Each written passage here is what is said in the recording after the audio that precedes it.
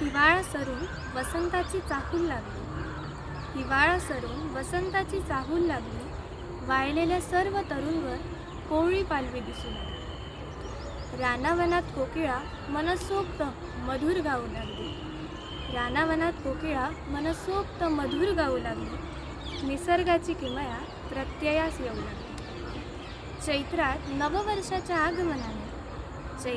नववर्षाच्या आगमनाने व्याख्यानमालांना गर्दी होऊ लागली.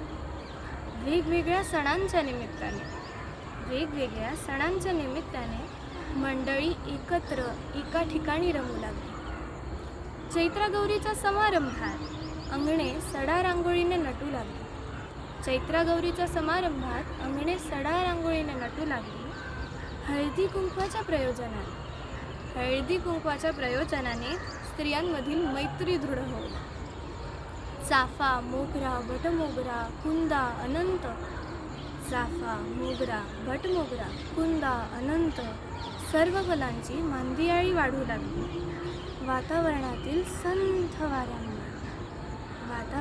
संथ वाऱ्यांमुळे सुगंधाची लाट सर्वत्र परिमळू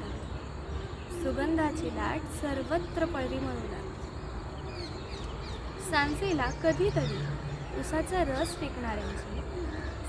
कधीतरी उसाचा रस विकणाऱ्यांची आरोळी कानावर पडू लागली. कलिंगड, डांगर, आंबा, अंगूर सर्व फळांनी मैफिल सजू लागली.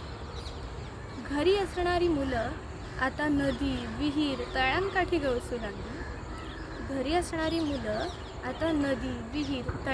गवसू लागली. अभ्यासात गुंतलेली लेकरं आता कुठे बिनधास्त खेळू लागली. गारठ्याने लवकर निजणारी अर्भके सुद्धा आता गगनातील चंद्रतारे न्याहाळू लागली. असं म्हणता खाली अंग टेकल्यावर गोष्टी ऐकत निजू लागली. हिवाळा सरून वसंताची चाहूल लागली. वाळलेल्या सर्व तरूंवर कोवळी पालवी दिसू लागली. रानावनात कोकिळा मनसोक्त मधुर गाऊ लागली. निसर्गाची किमया प्रत्ययास येईल.